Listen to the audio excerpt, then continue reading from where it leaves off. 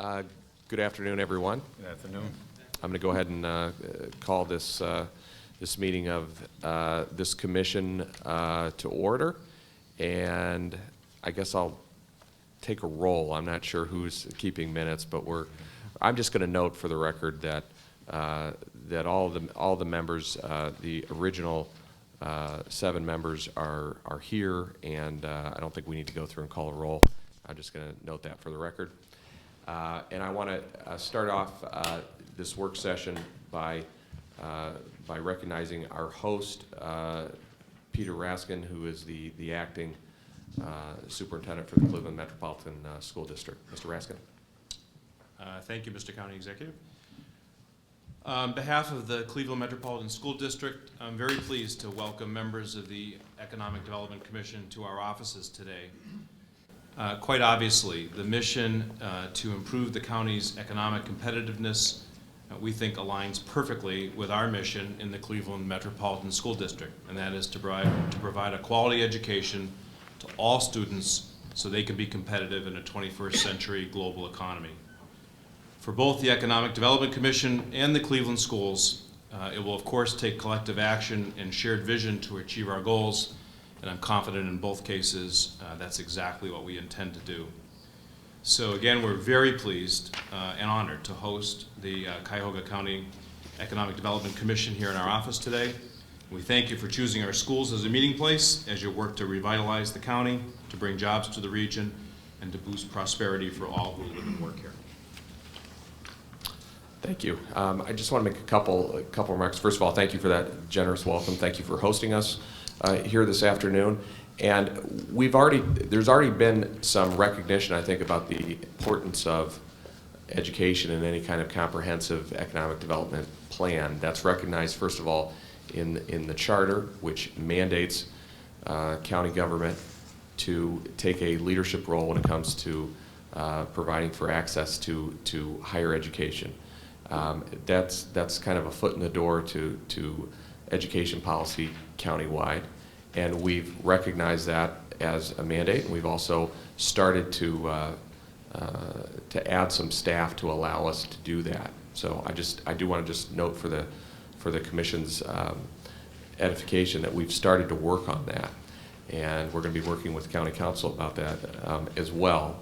But we hired actually the first time in the history of the county, we hired a staffer that's helping to coordinate what our educational initiatives are going to be, and that's Justin Bibb. Justin, if you could just stand. Justin is going to be working with us on those issues. We've been working with the Cleveland Foundation, and they've been sharing a lot of their research. Of course, they've been passionate in terms of innovation in the field of education. We've also been having meetings not only with some of the school superintendents, which we've met a couple dozen now, but also all of the local university presidents. We've been meeting with them and sharing ideas, and there's a lot of opportunity there. And there's any kind of comprehensive economic plan cannot ignore education. So this was an important, both in terms of substance, but also important symbolism, I think, to be here at CMSD, because I don't know how we could have a thriving economy without a fully functional and effective CMSD or the surrounding communities. With that, we have some housekeeping business to take care of. We had the original 7 members, but then there are 2 additional seats of this commission, and we have to just deal with those procedurally. And County Council ended up choosing an additional member, and I just would like to recognize Councilman Schran, Jack Schran from County Council, to just tell us when it came to the appointment of the 8th commission member, how that process worked, who the individual is, and then I'll entertain a motion just to validate County Council's decision about Mr. Hall being our 8th member. Thank you, Mr. Chairman. The reading of the charter is that there is an 8th member to be put on the commission. That 8th member is to have been selected by a body of nonprofits and educational organizations. So an attempt to identify a well-rounded group for that panel of nonprofits and educational organizations. The County Economic Development Committee went forward and identified areas in which we believed we needed to have representation. That was from the educational community, from the fund community, from the medical community, manufacturing, those two being the largest employers within the region, and lastly from a diversity group out there, and those were represented by the President's Council, Cleveland State University, from the Gunn Foundation, Magnet, and University Hospital. The individuals coming forward came there to the panel, and they were the ones who actually vetted names out for identification as to who they believe would be valid contributors to the commission. Those names were submitted, discussed in an open forum, those 5 members of that panel, and those individuals then independently selected the person to come forward to be that 8th member. As will the commission here authenticate that, the council then authenticated that choice. It was, if you've ever sat on a scholarship committee or anything of that nature, the problem is you have a phenomenal list of talent, and we'll submit the names to everybody for review as to who all was considered. And I've got packets for anybody, and I think I forwarded those to Dorothy, so she had those, Dorothy Bonnick. The problem was we could only select, they could only select one person, and the individual that was selected was Brian E. Hall. One of the good news and bad news, the business, these were all busy people, and this was selected on Friday, knowing full well the likelihood of them being able to be here for a Wednesday meeting was between slim and none probably out there. But I did speak with Brian. They were enthusiastic. He was enthusiastic about the appointment and looks forward to making a contribution. Brian's background, he is the CEO of Interlogistics, which is a logistics company that is involved with logistics for Procter & Gamble, Apple, Ford, and employs well over 100 employees here in Northeastern Ohio, and I think will be a valuable contributor. And at this point, Mr. Chairman, I would move that the full commission adopt Brian Hall as the 8th member. Second. Okay, the motion has been made by Councilman Schron and seconded by Mayor Akers. Any discussion? Hearing none. All those in favor? Aye. Aye. Those opposed?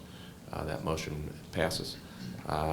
We also have the 9th and final member of the commission is going to be somebody that's appointed by the body itself. And there has been some, as Councilman Schron mentioned, there's been some vetting of potential candidates. And why don't I turn it over to you again, Jack, because I'm not sure if all of the commission members have received some of that information or how much has really gone back. But Yeah, we didn't circulate. I got it on Friday, so I thought we could just discuss it. Okay, go Yeah, what took place was each one of those individuals, and just to give you an idea that those names would have come from Dean Shearer, the head of the business school at Cleveland State University, Dwayne Thornton, the head of the President's Council, Dave Abbott, who heads up the Gunn Foundation, Heidi, who skips from the University Hospital as far as the legislative liaison, and Dan Barry, who heads up Magnet. And as a result, they presented 8 names that were thoroughly discussed, all of which were qualified individuals. It came down to 3 names that they then ultimately, in a final consideration of those names, and in regards that Mr. Hall's name was selected as the name to come forward, but they recommended highly the other 2 names to be considered for this, of which one is the president of University Hospital System, Dr. Rothstein. The other is the gentleman who heads up the Philips Electronics and MRI manufacturing facility here, only to recognize that I didn't recognize how large they were. They have over 1,100 employees manufacturing MRIs that are shipped all over the world. So those are the 2 names that were also considered. However, Mr. Hall's name came forward as the one of recommendation, and I would throw those it was suggested to present those two names to this body. Dr. Rothstein actually asked to have his name withdrawn for consideration in support of Roy Maslick's name, who heads up the Phillips Manufacturing, their high-tech center right up in Highland Jim Heights. Zalski? Yes, Mazzelski, right. Ray Mazzelski is the person who heads that up. And so Dr. Rothstein, even though he knew his name potentially would be coming forward, asked to have his name withdrawn in endorsement of Jay's name. And so I throw that out as that was our process. I have the packets, but of all 8 of the individuals who were considered, and all of which are had spectacular backgrounds from presidents of organizations, entrepreneurs, folks doing all kinds of quality work here in Northeast Ohio, and all would be worthwhile. Well, let's just talk about what our timeline is here. Our mandate is to come up with a planning document and submit it to County Council by June the 1st, and we're supposed to have a draft of it by May 1st. Today's the 23rd. When is our next? Do we have a meeting scheduled already for the next one? We do not. All right. So we should keep that in mind in terms of what kind of process we want to go forward with for the 9th Amendment. Mayor Akers? I think the suggestion of the CEO of Phillips makes so much good sense. One, we need more business expertise input here. Number two, the tie-in with the medical field, given that that's our major private employer, and based on the high recommendation that Jack and his committee thing, I think that makes a logical sense for the 9th member. I would so move. I don't have a problem with it. I just always am careful in any body that people feel like they've had enough opportunity to review things. I personally am comfortable with it, but if other members have not seen it, so are there any discussion on the motion? If I may. Sure. I did not know it was going to happen, so I would have liked to have known who the candidates were so that we could have reviewed them. And so is there a process that we can go through since this is a commission appointment? Yeah, why don't we, and my sense is, unless there's, I mean, folks tell me what you think, but if anybody isn't comfortable, I had the opportunity, I saw some of the candidates, and I didn't know who else did, and so, but if Mayor Jackson wants some time to review it, which is totally Yeah, appropriate I'd like request. to see who they are. I don't think we should start out making an Withdraw my appointment. motion. All right, but I'd like to expedite it. So if people have, why don't we say that if people, first of all, if you could make sure that we'll distribute, staff will distribute. All have been reviewed by council. Could. And then. That's right. Some additional. And if there are other additional names that people want to submit, I'd ask that they do it, let's say by March 1st, let's say. If there's other names you want to submit, and then we'll cut that off by March 1st if you have other names you want to submit, and then we can hurry up and make an appointment. We can schedule a meeting just for the inclusion of that appointment, because I don't want to get too far along when we don't have our 9th member. So I'm going to make a motion that we set March 1st as a cutoff date for submission of any candidates for that 9th position. Do I have a second for that? All those in favor? Aye. Those opposed? Okay, so we'll expedite it. We'll get it done. And then we'll schedule a meeting, even if it's, can we do, I didn't check our bylaws. I don't know if we're allowed to make decisions by proxy, or if we actually have to convene the full group again to take a vote on it. But we'll see. Maybe we'll see how quickly we can get another meeting going. Okay, I want to turn it over, at this point, I want to turn it over, there's been some, before we get on with the rest of the agenda, and I think people have an agenda, I was going to turn it over to Dorothy to talk about an outline of some of the planning documents she's done. Anything else of a general matter that commission members would like to bring up? I want to note, I know there's a few members of the general public here. I'm going to try, we'll try to get through our agenda as quick as possible. We were originally scheduled, I think, to finish a little bit before 4, but originally I think we had scheduled until 4. So I'll stay here, and whatever commission members can, and we'll take a few minutes if there's questions or suggestions, because this is a public meeting, it's a public body, and if there's suggestions or questions, we can take a few minutes at the end to answer them. Yes, sir. Sure.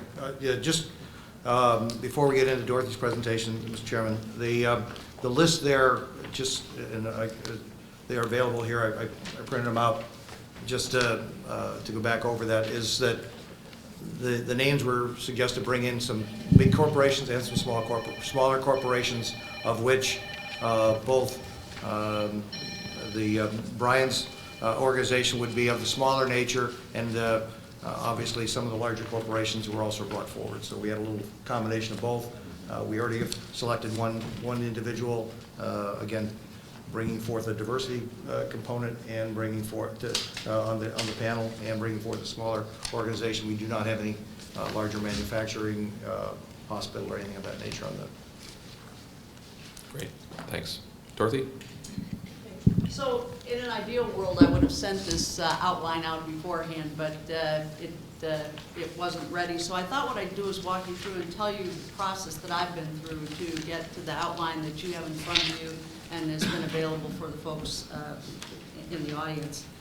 I have looked at all of the work of two of the task force, transition task forces, one that was specific for economic development and the other that was entitled Human Capital in Quality Places. And I've met with some of the folks, and I've met with some of you individually, others I haven't, but within the next couple of weeks I hope to meet with everyone on the commission individually. And so what this really is an outline to start a conversation about what this plan should be. So view it as no more than that. Some of it I lifted right from the Economic Development Transition Task Force because I thought it was good, but this is the commission that's going to determine what the plan looks like, so I'm, again, putting this out for conversation. I've also looked at about 4 or 5 plans that were used, that were distributed to transition task forces from Maryland, New York,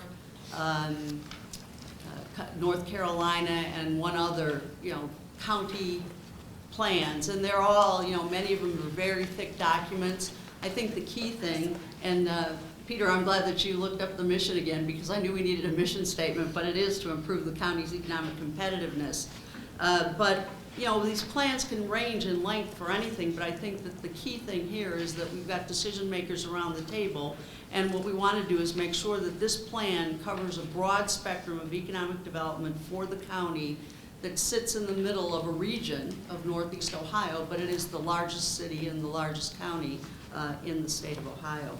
And so keeping that in mind, again, let's just walk through this outline and I will stop to get some discussion because I am looking for your charge in terms of how you want me to lead a process that will create the plan that you can sign off on by a draft by May 1st, and we can feel comfortable delivering to County Council by June 1st.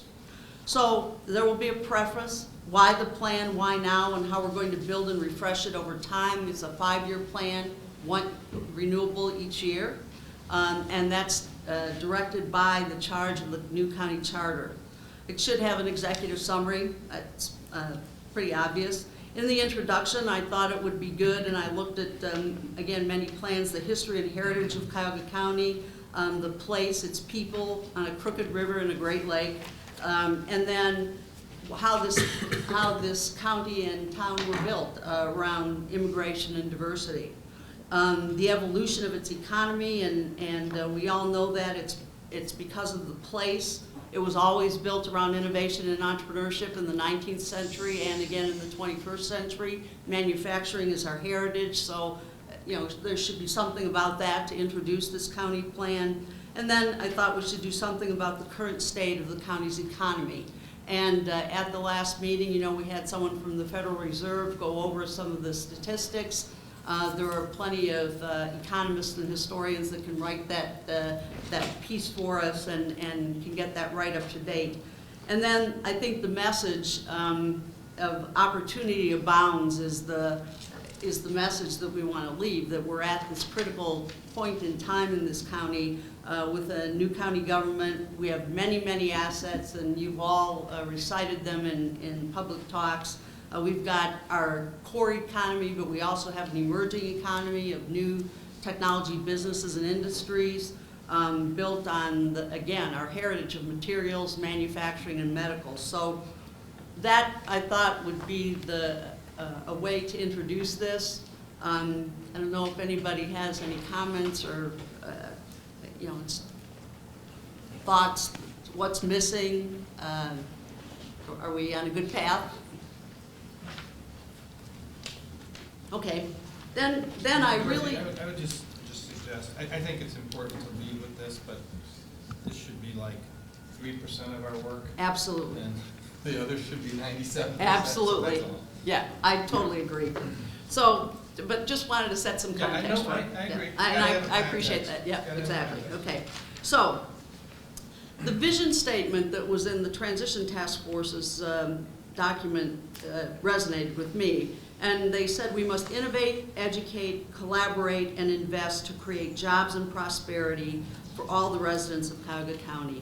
And so I took that vision statement, and then they did expand on the core themes there. And in these core themes, I actually took some of what they had and then added a couple of things. Again, suggestions. On the innovation piece, there was a lot of talk about any of the projects or major activities that would be taken on in the plan should be transformational and significant enough to help modernize the economic base of the county. So we need to think about being innovative in this plan. We can't forget that we've got universities and businesses that we can build on from an innovation perspective, and we have to work closely with them to commercialize market-ready research. We've already been through the theme of education a little bit, and this may, is going to stand at the heart of it. We can go out and get investment capital for companies, but if we don't have the human capital that's going to really take this plan and make it real, it won't work. So we have to instill this culture and commitment to lifelong learning, recognizing that learning begins at the earliest stages of childhood through primary, secondary, and post-secondary education and life thereafter. Each individual must participate and prepare for a meaningful job and the opportunity to achieve economic prosperity. And then, again, on the coming back to the universities and businesses and public sector agencies have to work closely together to train the workforce needed by tomorrow's growth sectors and to attract and retain the next generation of leaders. And I probably should say today's and tomorrow's growth sectors, because we do have growth sectors in the economy. Collaboration, again, is important. All partners through public, private, and civic partnerships must collaborate, both in setting the plans and then in implementing them. And then this was a statement in the Transition Task Force's work. The overwhelming message from local and national peers is this: counties that succeed have first developed a unified strategy and a coordinated action plan. And then finally, and last but not least, investment. We need to invest for long-term benefits and returns on investments, be those in jobs or follow-on investments, recognizing short-term milestones. Everything can't be for the long term, but we have to have patience because it takes a long time to turn an economy. And then investments must be made within a strategic framework based on facts and on objective criteria. And there are plenty of facts out there, and hopefully this group can set this framework. And then eliminate redundancies and waste to free up dollars to invest. And so I think there are probably more efficient ways that we can do our government, and certainly the county executive has been very vocal about those, and we're working on that piece. And then finally here, we've got some additional county, municipal, state, federal, private, civic, and philanthropic investment funds. I mean, we need to have everybody take a look at what funds they can bring to the table to invest. And we've got some special opportunities with the new casino revenues that the executive and others have talked about in terms of combining with some other revenue streams, and how can we build a fund that can fund not only economic development, but some of the education activities. So I'm going to take a breath there and see where people think this is. And actually, the heart of the discussion, I think, is in these strategic areas, but I don't want to just keep talking at you if you've got any questions. Dorothy, one of the things we heard pretty loud and clear yesterday was no matter how much the innovation takes place here, if we don't have the operating capital. And the investing here you're speaking of sounds like the capital for the long term or the bigger project piece. But we need to, right now, the constraint on most innovation and most small businesses is coming in the form of not being able to find the operating capital for the day-to-day. That's what I heard yesterday when the president was here, from almost everybody out there. Yeah. And that will take our banks and public. That's That's the not. point. But I don't see that being Yeah, I brought think up. that's a good You point might- that we should, yeah. I would agree, and you might change, if you changed invest maybe to resources, you might be able to get at that with investment dollars being a piece of resources necessary. Good point. It's not a verb.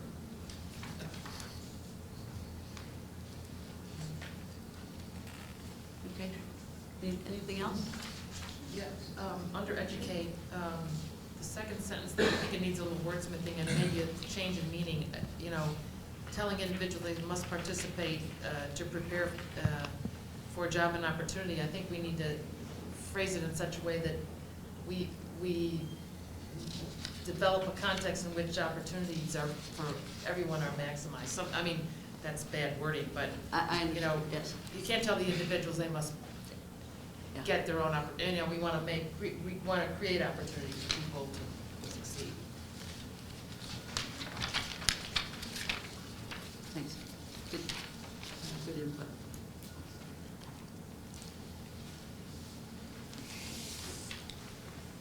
Let's move on then, because these are the suggested strategic areas that, again, were themes that have been coming through any conversations or any of the things that I had read. And one of the things we're going to need to do up front is set some goals, and I think that would be important for this group to set goals, and we could do it in a couple of ways. One, we can set some broad goals for the plan, or within each one of these strategic areas we could set goals, and maybe we want to do both, but certainly the goals that are measurable, and then making sure that we are measuring what we are setting out to do is going to be very important.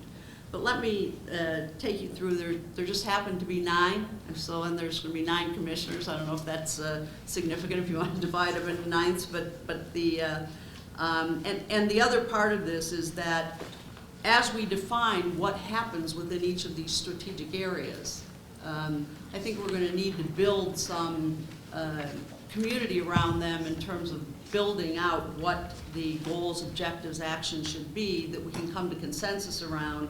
And we want to, one of the other terms that came through loud and clear in the work of the transition group was alignment. And so we want to be sure that these are aligned and that we're not creating things that are already in place, but that we're building partnerships and collaborating and leveraging what's already in place. And then specifically, from a county perspective, what role does the Economic Development Department and other departments within the county play within these areas? So those are just some context for these. The first is the development of the core city, because the development of the core city has regional impact, and there are 4 big projects going on in the downtown area, in the heart of the city, but there's others going on around, out to University Circle and out around. So certainly those projects have to be completed, and all the infrastructure and amenities to support them have to be there, including connectivity of all this new work, lakefront development, which has been on the docket for a long time, and riverfront development down in the flats with the new development there. Excuse me, can I ask a question? The Sure. connectivity, that's, I can understand the metaphorical meaning, but it's actual like as in transportation or? Yes, I know there's Connectivity been. in all of its. Yeah, so from a transportation, there's been a lot of planning going on. You know, first of all, I should say, these aren't well fleshed out. Many of you know better what's going on in these areas, but I've tried to capture some big thoughts, and hopefully, you know, we'll be able to fill in the blanks on those. So yes, it's connecting all these new things so that as you walk around this town and try to get from place to place, it's easy. So that's within the core city, and yes, and transportation would be involved there. And how does that have a regional impact? Well, if many people use this core city as for entertainment. Many people outside of the core city work in the core city. I spoke with someone on Friday who told me that 40% of the people that work in Cleveland and the surrounding counties come from outside of Cuyahoga County. So they come, you know, we get a lot of people coming into the core city on a daily basis to work. And so the strength of the downtown area, I think, impacts the entire region. These are in no particular priority order, and that would also be something we'd want to think about. Business growth, retention, and attraction, and this comes back, Jack, to something you said in the topic of yesterday, which was how do we grow and retain the businesses that we have?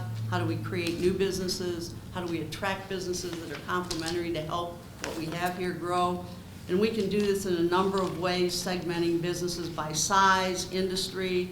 I think we need to be out talking to businesses about what they need. I don't think we need to replicate work that has been done. A lot of people have done those kinds of interviews, but we certainly need to have information that will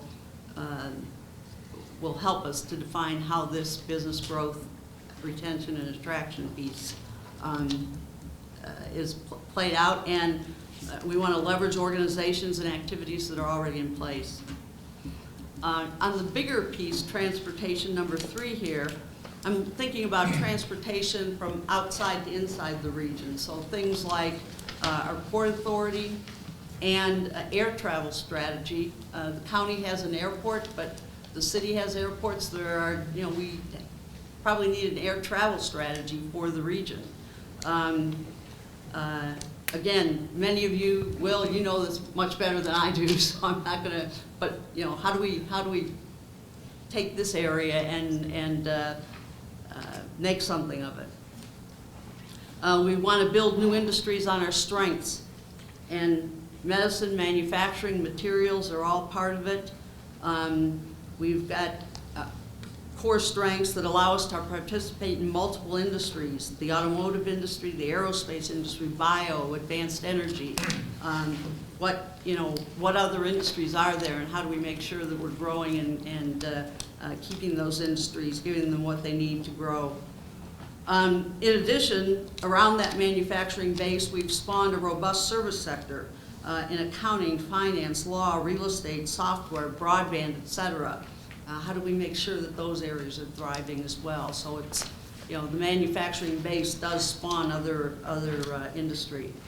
We've got a healthcare and research enterprise that is pretty robust, both from our hospitals, our universities, NASA, and the corporate sector.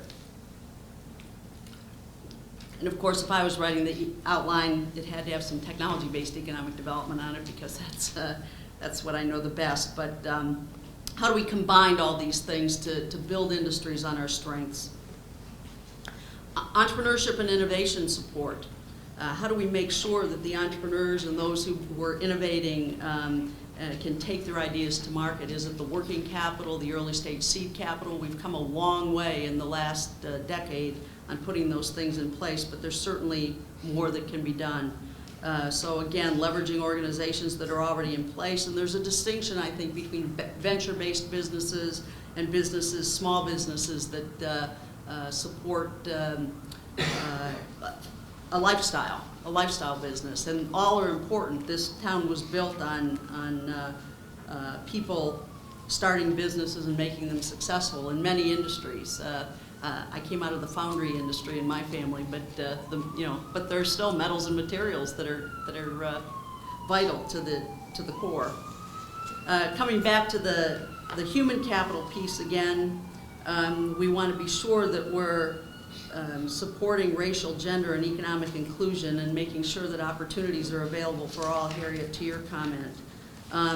Talent attraction and immigration. We certainly want to grow our own and make sure that we've got the education attainment of the folks that we have here, but we were built on immigration, and there's certainly more that we can do. There's not, people coming from a global economy like to come here and reside, and so we've got a new Global Cleveland initiative that is worth supporting.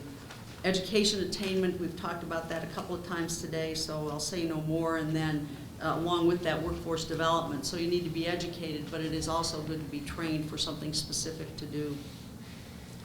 On the quality places, and this is a place where I'm less familiar, but certainly within the county, infrastructure, roads and bridges are important so that we can get around. But what other, maybe I should have put more public transportation in there. That could be an oversight. Community development in the municipalities surrounding the core city. So we have 59 municipalities. One is a core city here in Cleveland, but there's economic development that we have to think about in the rest of the communities in the county. So how do we make sure the whole place, the whole county is quality, and where people live and the neighborhoods that they're living in and the neighborhood development and housing is adequate for people to want to be here, be in this place, work in this place if the jobs are provided. Sustainable development, I think, is important, and one of the places where the county, I think, has been most successful is in brownfield development and redevelopment, assessment and redevelopment, and we've had a lot of brownfields to redevelop. So, but can we do more? Can we collect these places so that we've got, when people decide they want to move to this region, they have a place to come to. We've got a watershed systems and systems in a lake that probably are the envy of much of the world. So how do we make sure we preserve those? But not only that, but there's a lot of innovation that has happened around water, some that we see now and some over the years. So can we take advantage of that in a different way? And then the land use and the land bank that goes, not only to sustainable development, how do we make sure that we're using our land in the most appropriate way, but also as part of the quality places. And then I think we need to think about regionalism beyond the core of Cuyahoga County, beyond the borders of Cuyahoga County, and how do we fit into the rest of this region and state. So that's 9 areas. I may or may not have hit the high ones. I may not have all the things there, but it's a list, and hopefully we'll open a conversation. I just want to note one, Dorothy, that unless I missed it, I didn't see arts and culture anywhere. And it's I totally missed it. Yeah, thank you. it's a growth sector. It's something we have a Yeah. lot of assets in. The county already Absolutely. makes an investment in it. Sure, go ahead. Under. I don't want, by the way, I'm going to try not to, you don't have to recognize the chair. I mean, if people start to get crazy, that's one thing, but it's a small enough group, people just speak up. Under industries, building industries on strengths, medicine, manufacturing materials, allows to participate in multiple industries.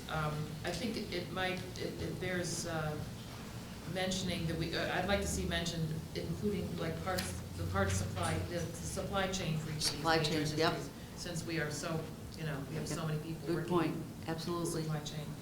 And I guess also, in terms of, along with the same line as Ed with arts and culture, this whole notion of,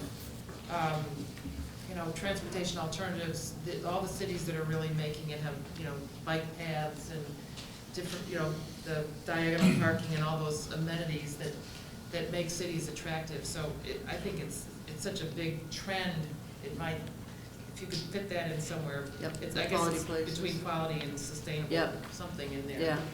To make this a city that, it's happening in the city, but I think it's worth underscoring that that's something of a Great, thanks.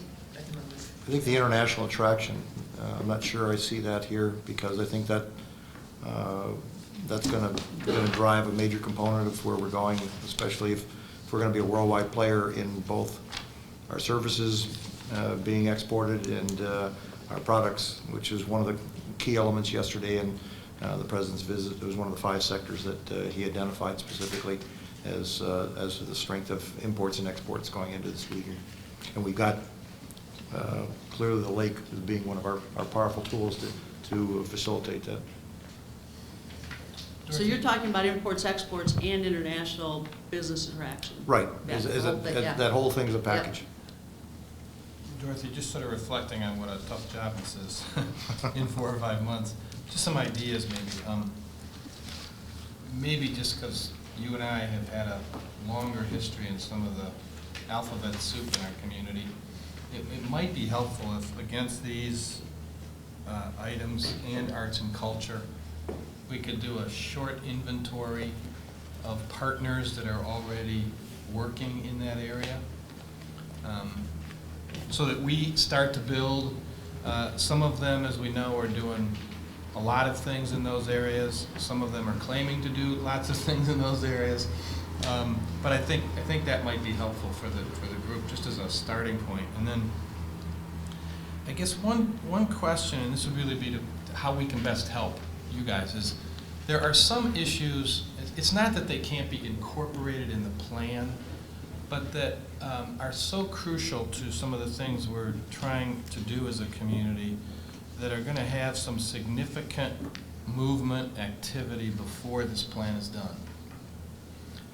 So if you throw out, you've got a couple of them in here, but the issues around the NASA Glenn funding and budget. I just jotted a few down, and everybody here could add to it.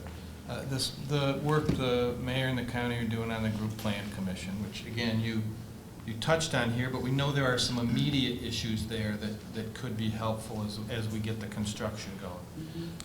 Obviously, air service is an issue, but the specific future of our hub is an even shorter term issue than perhaps the long-term plan. How we want to relate and how we can all sort of come to grips with what Cuyahoga County's view of how a new Jobs Ohio might help our efforts here, and how we want to relate to it, and maybe some things we'd like to see in it that could be helpful. And then the only other, I reflect on this because we talked about it this morning in one of our meetings. Some of the work that this Employment Connection new group is doing, we used to call it a WIB. You guys have done great work at bringing those two things together. They are really starting to get some traction, and their budget is about ready to be cut. If not cut, completely wiped out. And so for the first time, we've got what we asked for, which is a workforce system that's demand-driven, and we've got to figure out how to maintain it. And some of the decisions around some of those things might be farther down the channel than we want them to be by June, but we ought to figure out if there's a way we can reflect that and provide whatever help the county, city, and others might need on it. Some of these things will be reflected in the governor's budget, Mm-hmm. Yes. particularly workforce. Yes. Okay. And that'll be out in 2 weeks. Right.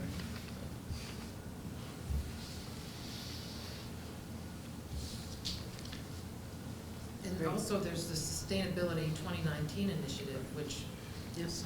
somehow, I mean, I don't see it directly here, but Yeah.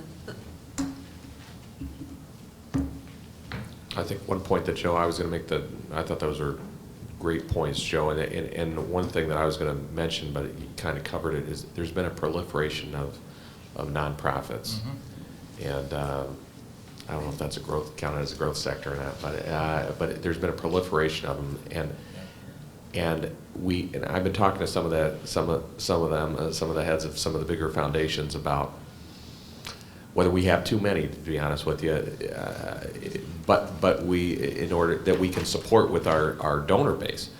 But I think the wrong way to approach it would probably to go to them and pick winners and losers and say, well, there's too many. I mean, it's America. You can start a nonprofit if you want. But I do think it makes sense to at least do kind of an inventory scan of here's who are supposed to be the players, and how do we start measuring what they're doing? And I think that I've never heard that discussed before as a role of this plan, but I think there's a lot of talk about stuff, and there's a lot of reports that are put out, but whether or not it really, results can really be measured and confirmed, that's something we're trying. I know the mayor's been doing that at City Hall. We're trying to impose that kind of, those kind of metrics and performance-based measurements at the county level, and I think we at least, one I think helpful part of this whole process could be if we started to at least grapple with that issue. I don't think it's ever been done locally. I mean, individual foundations have done it. They've told, they've cut off, in recent years, they've been cutting off some nonprofits saying, if you can't show us, besides platitudes, what you're really doing, then we're going to defund you. But I think it would make sense in really just extending, at least including them in the conversation, saying, well, what is your mission and how are you doing that? Actually, That would also help the county also in terms, because we help fund a lot of these things as well, and it would help us make more informed decisions about that. And I actually had written down the same comment as far as productivity and efficiency out of those, to identify, because there is funding coming from the county, there is funding from the city in many of these cases, and funding for the state. And you would suggest that in the other business practice, where can you get some efficiencies by bringing those together? And one of the things that I'm actively involved with is some consolidation of trade associations, where they have combined their back office to have a central front office to do the back office. And I think that I think it legitimately, everything should be on the table, including where all these organizations are put together. Mm-hmm. Couple comments, Dorothy. Sure. Because I'm newer here, maybe this is obvious, but is our charge here, is this a plan for county government and how what county government will do in economic development, or is this a plan for the county's economy? It seems like it's a plan for the county's economy. Well, Okay. it's the latter, but we're cognizant, we're mandated to do it by the charter, so everybody here that works for the county, we have to be here, the rest of you don't have to be here. So, but you've been nice enough to be here, so to the extent that it's, I mean, some of it's kind of binding on, I mean, it's binding on us in a sense, because it's part of our internal decision-making, but I think the way that we're reading the charter is that the charter has the new county government has a general mandate to at least convene the appropriate parties to see if they can come up with joint strategies. Now, to the extent that they're going to do them, nobody gives up their sovereignty. The city of Cleveland can do whatever it wants. They can decide parts of this that are adopted make sense for them or do not. But it's an experiment in collaborative decision making, and then to the extent that all of us individually end up implementing those things in our respective spheres, you know, that remains to be seen, I guess. Okay, that's helpful. And sort of along those lines, I think, I didn't see it in here explicitly, maybe it's implicit, sort of sorting out the roles, and maybe it goes back to some of the not-for-profits that have various missions, as well as county, city, port, philanthropic, et cetera, reducing overlap, reducing redundancy, streamlining. That would be, I think, something important to include. Yeah. I didn't see, again, directly in here, sort of business climate or investment climate, or how do we stack up, and if this is about competitiveness and competitive advantage, that's going to be important. And then, you know, we might want to at least think about tapping into people like Michael Porter. I don't know if anybody's ever brought him in, but he's a really leading thinker on regional competitiveness. When I was in Indianapolis, he did some work, and I thought it was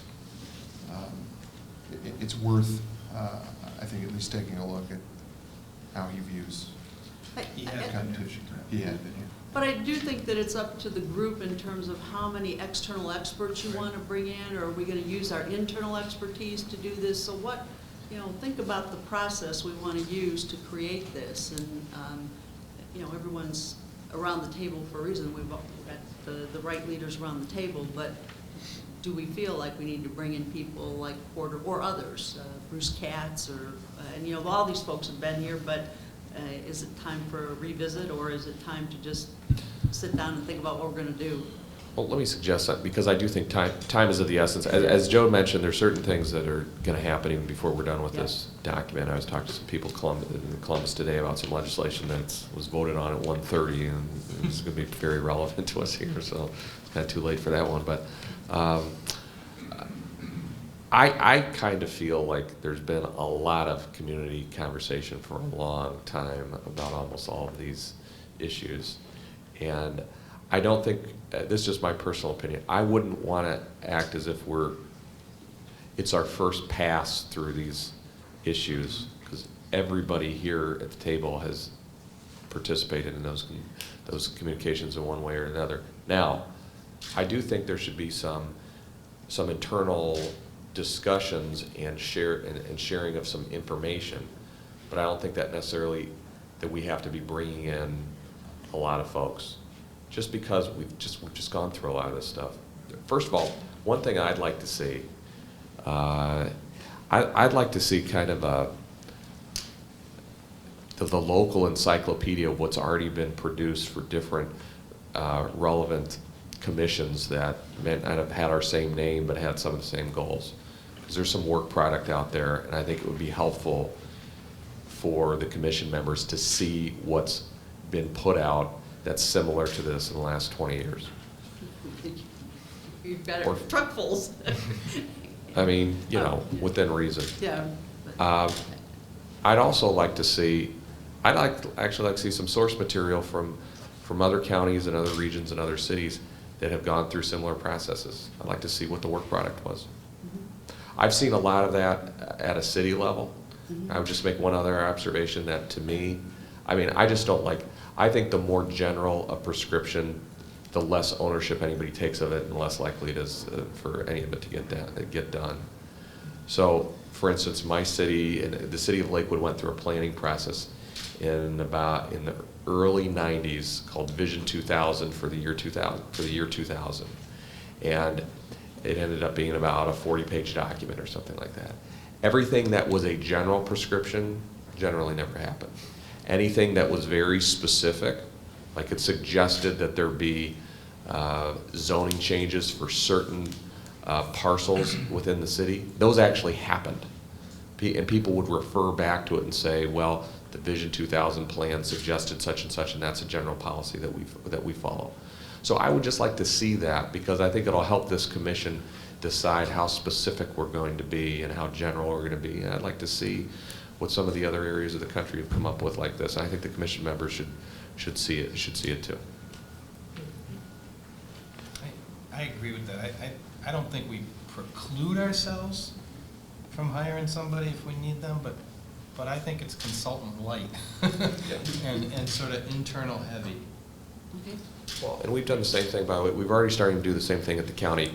There were people, for instance, that suggested that when I took office, for instance, that we convene hundreds of people to have study discussions about what different directions the county should do. And I said no to that, because I said, that's what the transition was for. And that's what the transition advisory group was for. Why am I going to reinvent that wheel? And I echo what Joe said. I have no problem if we, first of all, everybody at the table has a lot of time constraints. I just think there's other ways we can learn those things. I mean, and there's other ways to look at, a digest of that material. But I think this should be seen as there ought to be action items that come out of this process, as opposed to something more conceptual that's going to spur other discussions. And that's why I think it's really important, and I think Will mentioned this, when we come up with an action item, what's the proper actor to carry that out? So what are the assignments that kind of come out of this? And again, the more general it is, the less likely somebody's really going to take it as a mandate to get it done.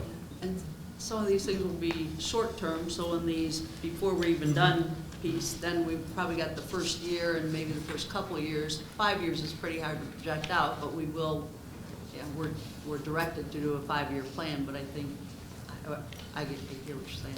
Well, the more I think about something that was said and just some things that I learned about that were happening in the legislature today, I almost wonder if we should resolve at this meeting today that we should convene some of the players in Cuyahoga County and talk about how we're going to hurry up and interact with the new administration and some of the administrative proposals that are happening. We have our own contacts. The county has its own contacts. I've been down to Columbus. Mayor Jackson and his staff have interacted with various, state legislators and so forth. He and I both met with the governor. Well, I think the governor said you were his best friend. I'm not his best friend, I guess. But Doesn't necessarily second best friend. right. So we may want to think about that because there's some things happening very, very quickly. I mean, there's tax changes that are happening. There are funding changes that are happening. And I think we're probably more likely, I don't know that we're going to be able to, there's huge cuts coming, and I guess I'm less optimistic that we're going to be able to stop that, because I think that's just a freight train, because they have numbers that they have to meet. I'm not saying we shouldn't try, but I just think in terms of some of the more strategic things that they're doing with economic development, it's just going to happen very, very quickly. And from what I've been able to glean, there are folks around this table that are doing it piecemeal. We may be able to agree on some things. So I think maybe we should think about that. From a process standpoint, one of the other tools we could be using is the council itself has an economic development committee that if a task needs to be thrown out to somebody to dig into it, we've got 7 members over there that also can be working, that are actively want to participate in bringing this forward too. So if there's a task that needs to be a subtask and sent over, I'd be more than happy as chairman of that committee to take that out there, to do a research on a particular point, whether it's one of these points on here, Dorothy, of sustainability or whatever happens to be brought forward if there's some piece of research or information. Well, and I want the commission members to feel free if they have a particular area that they want researched. I mean, Mayor Jackson, it's different. He has his own staff and his own department, but not to exclude him from that. But if there are other members that want something to be researched, the county has a development department. We have dozens of employees there, and we will make a staff commitment to it. So if there's a particular data set that you want, since we're staffing the process, we'll try to be responsive to it. Any other discussions regarding, and again, this is, as Dorothy mentioned, this is a first pass at it. We're not trying to define everything that's on there. This is a discussion starter. If there are things upon reflection, you haven't seen it before, I only saw it the other day. If there are things that you want to add or delete later, no one is bound by this. We have to do this by consensus or it isn't going to work. We're going to get a revised copy. Yeah. Yeah, I'll revise based on the conversation, send it out, and please. Right.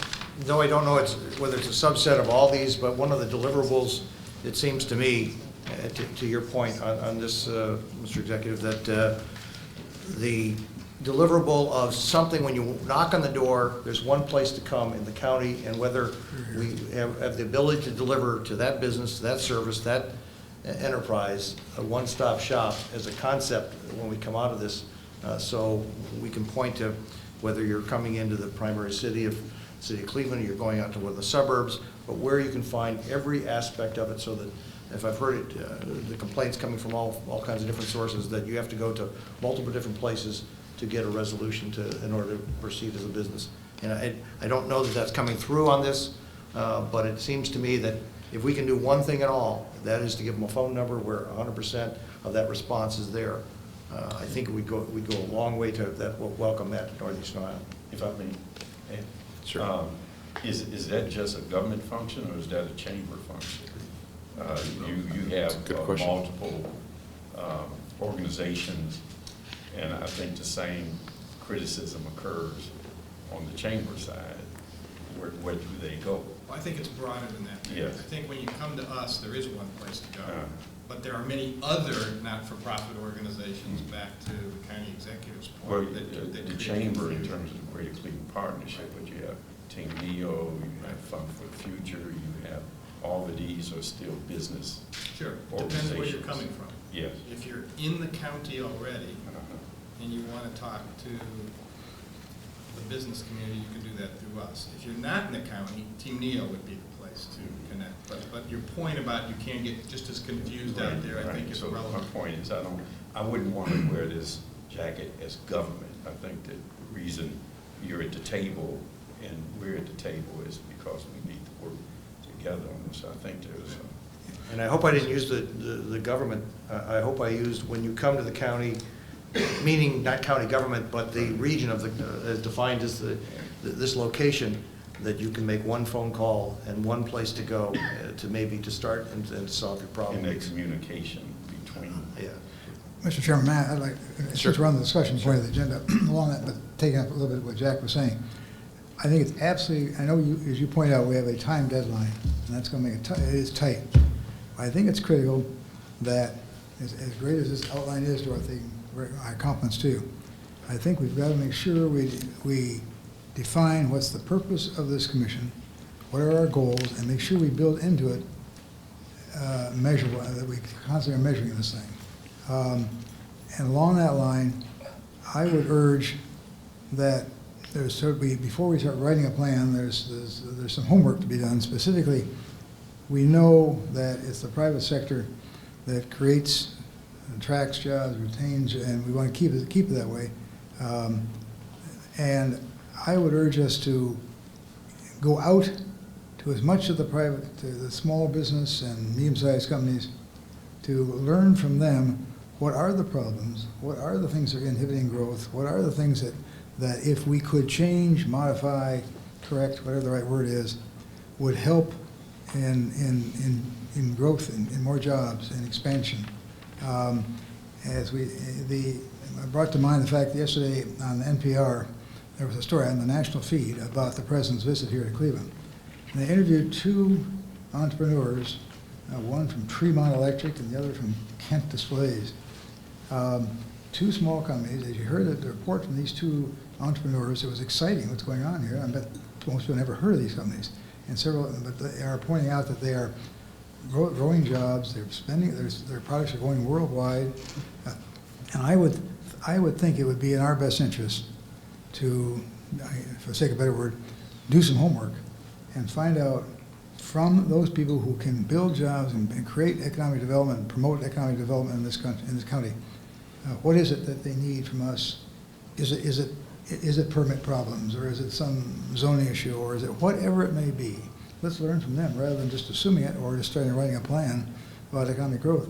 Let's hear from those who are going to make economic growth here, see what the problem is, and I would urge we put that as a very high priority. You might take teams of three teams of three, or 2 teams, 4 and 5, and go out and see as many people as possible, or have some focus groups. Bring a bunch of these in. You can get names from COSI and from the county to learn what the problems are that we need to address in writing this plan.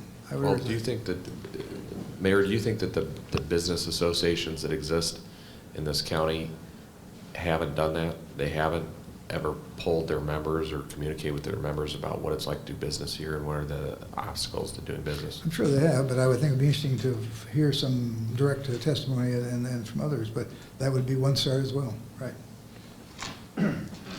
But I mean, just follow what Mayor Jackson said. I think that's why we're trying to have some business inclusion here. And I'm just saying in terms of what our process is going to be. Now, there might be some that would say, well, businesses don't just speak through business associations.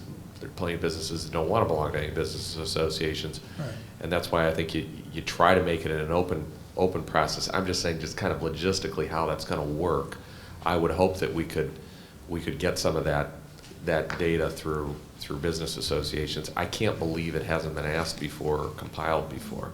I certainly heard a lot of it anecdotally, but Yeah, I think it's there. I think it's back to your point about we may have to do a few things, but I don't think we have to recreate the wheel in a lot of areas. I think we can share that information. I think we have it. I think and you're right, we don't have every business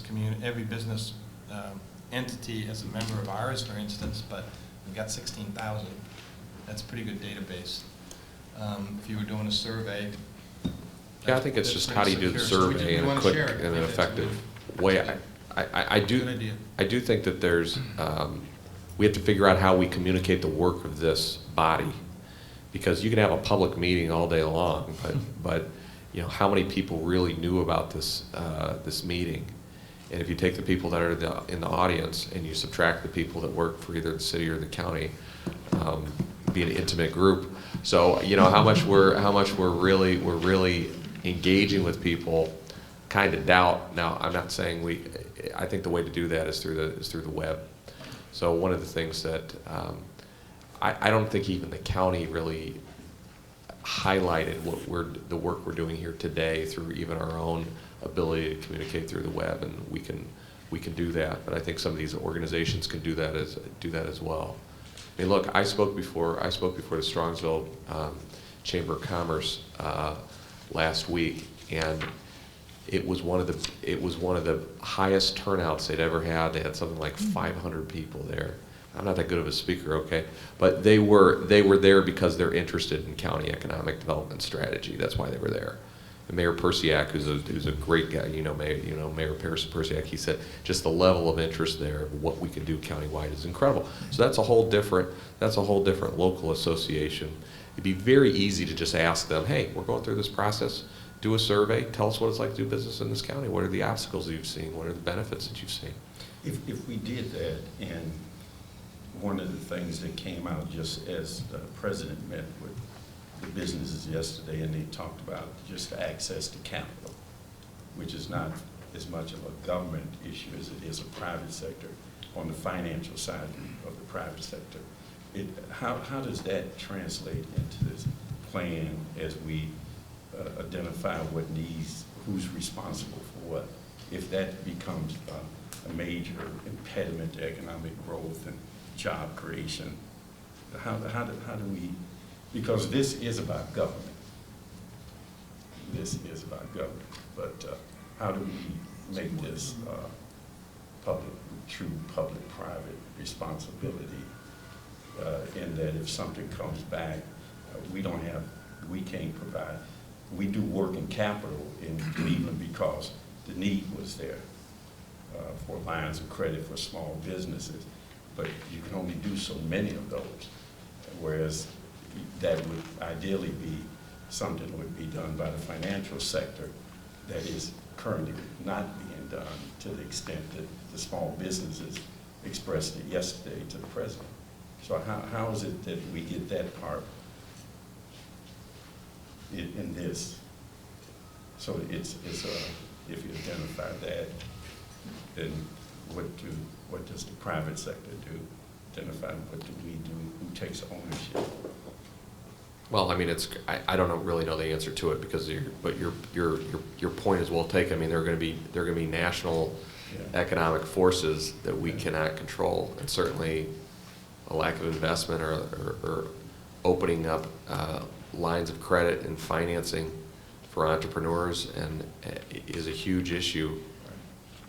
Would it work to try to convene the heads of local financial institutions and have that kind of discussion? Maybe I don't. we identify it as an issue. Maybe that. They actually have come and offered to convene and talk about how they can help. Well, let's do it then. Yeah. So as we do the survey. Sometimes I'm skeptical about how much autonomy some of them have, to be honest with you. I mean, but I don't think I think we should try, right? Mayor, I don't know if this is an answer to your question, but at least from our organization standpoint, we don't see this as a plan just for government. Okay. We really do see this as a plan for growing the county, and there is a wonderful new resource in a new county government to be a big part of that. Okay. That's so. Where there are, what did Will say? Sort out roles and those kinds of things. I don't think it's just one part of the economy or the community. Okay.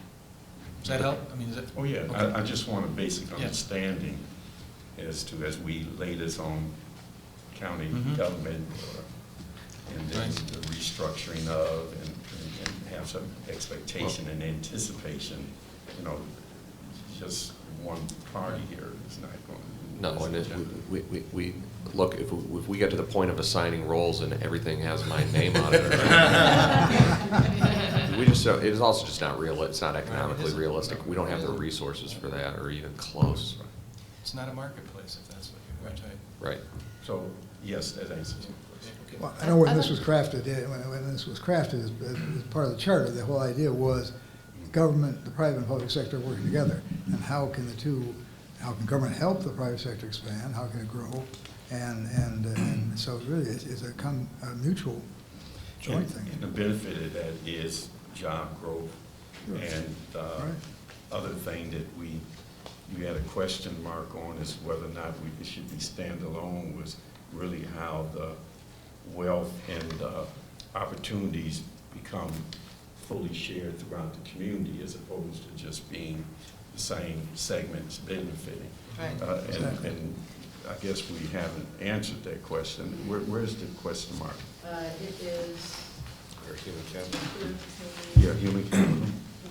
third page. Right, halfway down. racial, gender, and economic inclusion, whether that's an effort that should stand alone, or Right. should it just be a natural occurrence of what we do?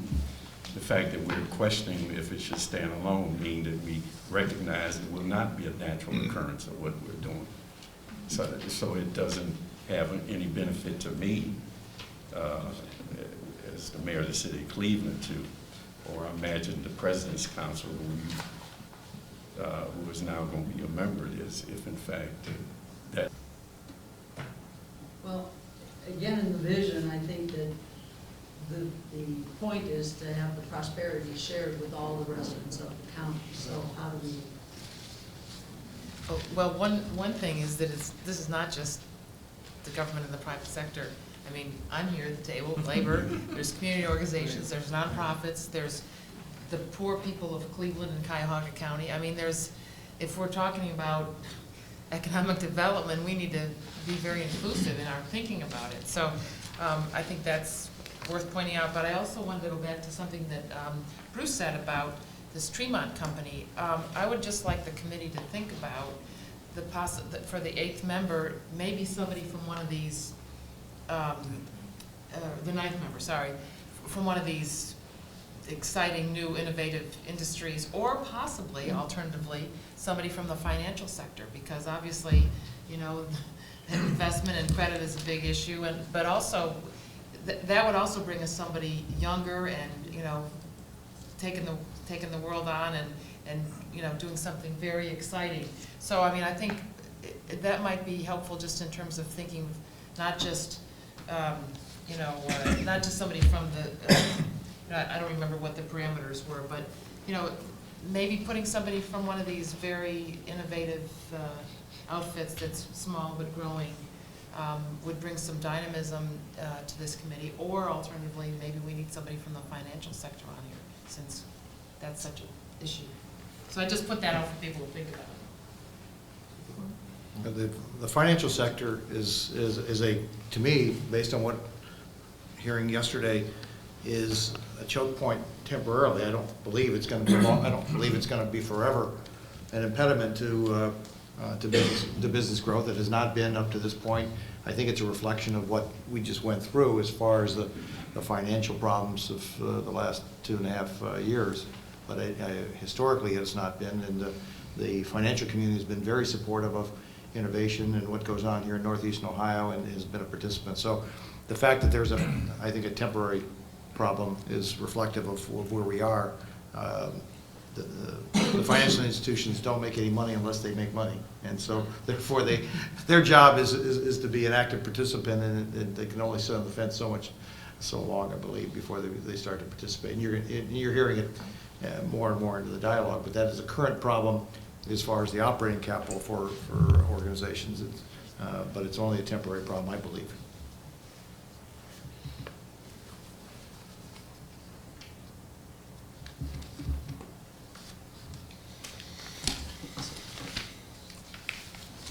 I mean, I think we could, I could pick lots of different categories that aren't represented here that are crucial. I mean, we'll pick our 9th member, we'll do the best we can. And then if there are other obvious holes, we'll have to figure out a way where collectively we address whatever that gap is. I mean, there's nobody here we could have put somebody, we could have had Toby Cosgrove here, I guess. We could have had Barbara Snyder from CASE. I mean, there's just some other, you know, if you were gonna have a larger group, but it's 9 members, we'll do the best we can, and then if we have holes kind of that we think are out there, we'll have to figure out. And I don't think it'll be that hard to do that.